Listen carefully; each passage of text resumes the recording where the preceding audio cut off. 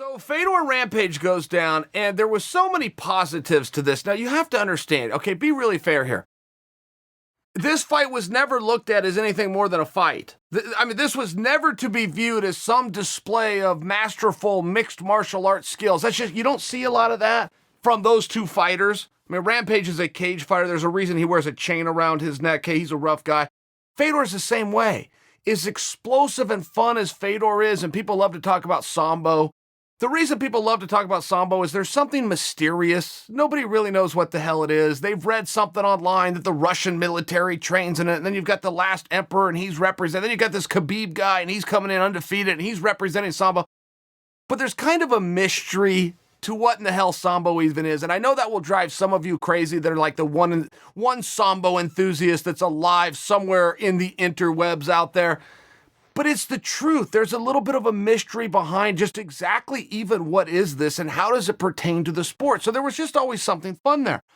But I must tell you, you go break down Fedor's fights from his heyday to anywhere in between to last night. You got a brawler. You got a guy out there that's doing Western boxing to the highest of levels, throws punches, has a ton of energy, never backs down, whether he's fatigued or not, doesn't show signs of it. There's something very special there in the heavyweight class, plus he himself is mysterious. He approaches the fight as though somebody needs to wake him up. He has no expression on his face. He would make a very good poker player. There's just no expression. So you have something there, but we knew this going in. This is going to be about the walkouts. This is going to be about the buildup, the announcement, the posters, the main event. That's what this is about. It delivered. It absolutely delivered.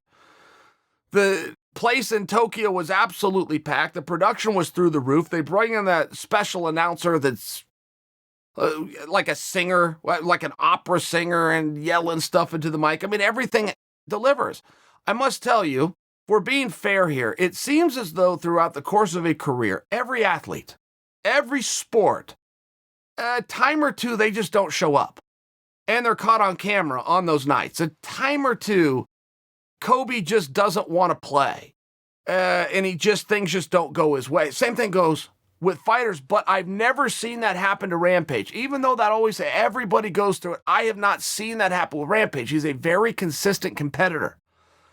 He said about himself after the fight, I've got to get some weight off. And this isn't a matter of let me get 20 or 30 pounds off. I'm not going to return to heavyweight. End quote.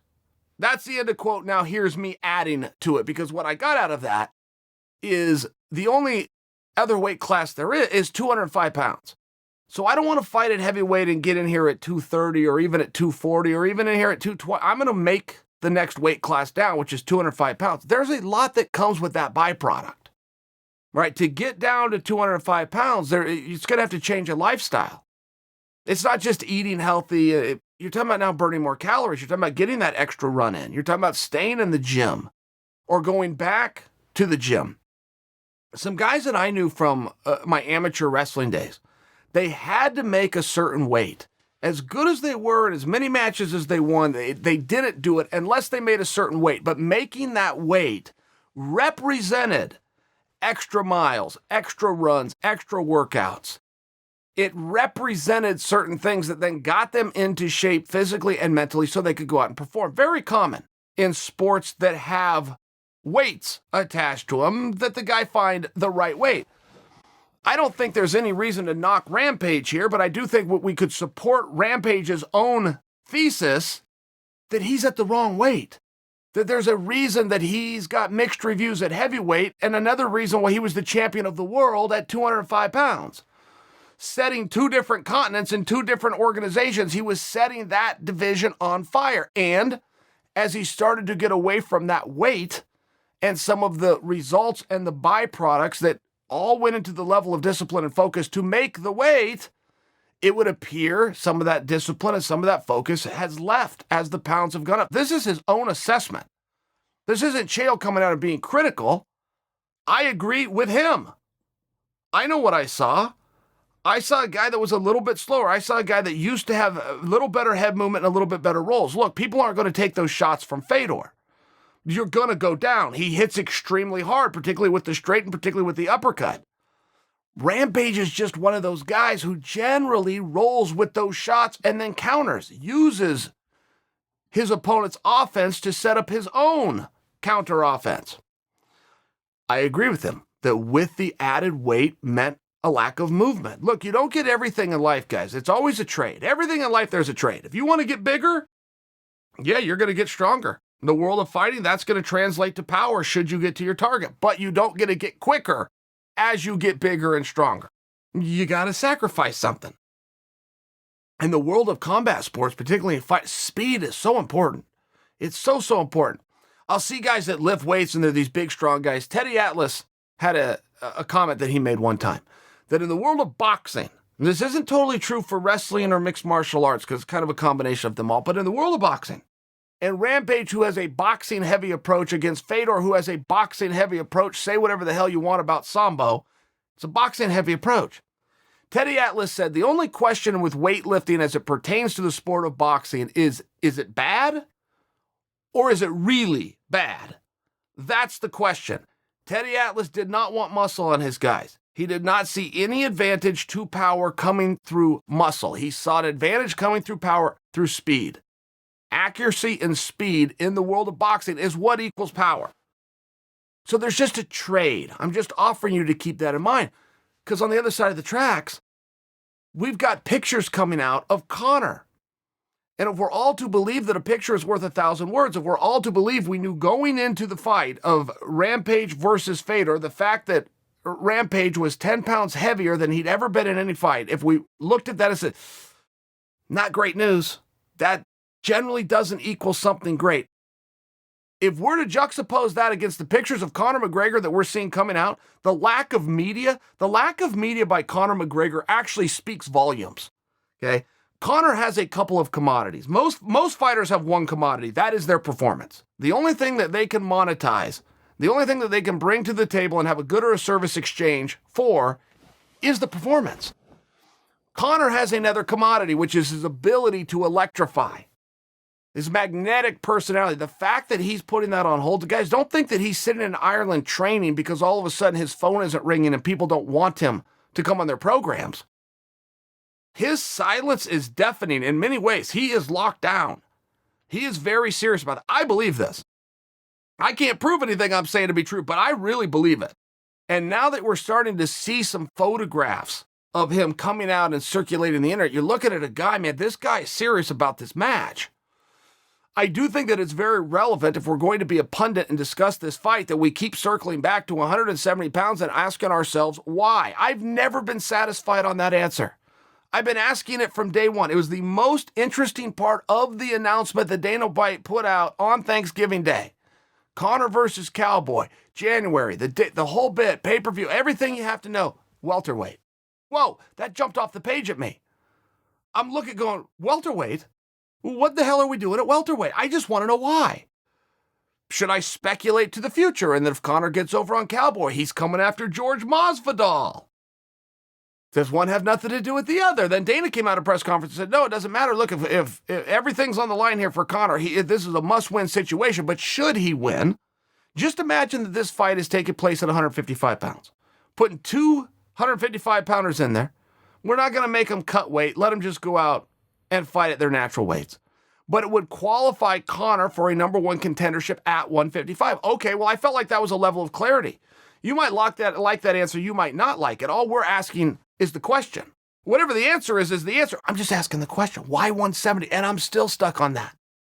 I'm seeing these pictures of Conor. He looks strong. He looks fantastic. But I'm guessing if we put him on a scale, he's about 165. If you'll remember, when he fought Nate Diaz the night that he lost to Nate Diaz, he weighed in at 168. And he kept his shirt on the scale. You know, he had some little light shorts on there, but he was talking about he was having to eat and drink, and he really felt to fight at 170. Why not balloon up and get as close to 170 as you can? I don't think that he would agree with that anymore. Because the second time he fought Nate, he weighed in at 164 pounds.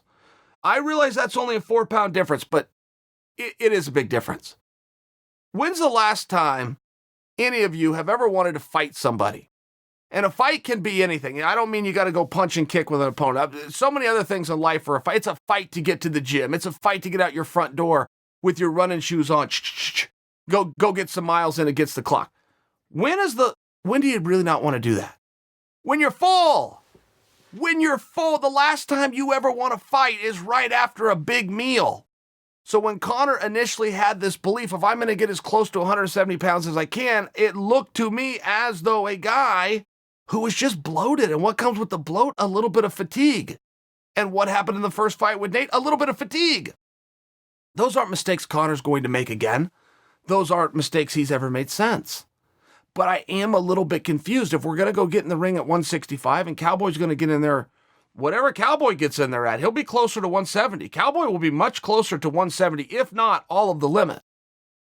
If that's what we're going to do, why not weigh in at 155? If it's a qualification match for 155, why not 155? I don't mean to be hung up on this. This isn't the world's biggest deal in my day. I've just never been satisfied with the answer I've been given, and I am curious. When I look at pictures of Conor, man, I'm seeing a big, strong, fit. I'm seeing somebody that's taking this serious. When I don't turn on my channel and see Conor McGregor with a microphone in his hand, blasting information and the date and the pay-per-view and talking about Cowboy all over the place, that's a sign. That's a sign of a guy who's very, very serious. Does that translate in this short of a period of time? Is that enough? Is that enough? I can remember when I was growing up, my coach, Roy Pittman, and like all coaches, they're going to have expressions, right? There's going to be sayings or an expression or a motto that the coach lived by. And Coach Pittman only had a few, but he even wrote them down and they'd even be on a sign. He'd put them up on the wall of the wrestler room. But one of those expressions was the will to win is nothing without the will to prepare. And what Coach Pittman was talking about is practice. You must be at practice every day, whether you want to be or not. And when you get out there under the lights on Saturday to come out and say, boy, I sure want this, if you didn't prepare for it, your will to want it really doesn't mean anything. The question I'm asking, it appears that Conor very much has the will. It appears that he does want. I do think it is a fair dialogue to bring up, no matter how bad you want it, there's still a time frame. There's still a time frame. What has he been doing for the last X amount of months? I understand what he's doing for the last X amount of weeks. But I think we also understand what Cowboy's doing. Whatever Conor's been doing, not competing, not going through training camps, not having to beat that scale, not having to walk out there in front of people under the lights with the 4-ounce gloves on. Whatever he's been doing, it may be good stuff. But can we at least agree it's not as good as what Cowboy's been doing? Not over a period of time. Does that play into the fight? I think it does. How much does that sway it, and how much does the 170 pounds sway it? I think these are some of the talking points as you lead into it, but I'm not the only one talking about it. If you go and look at the odds, and you go look what the line in Vegas is saying and how much it changed drastically in 20 minutes once the fight got announced at 170 pounds, it's a very relevant part of this story. A part of the story that I have yet to be satisfied about.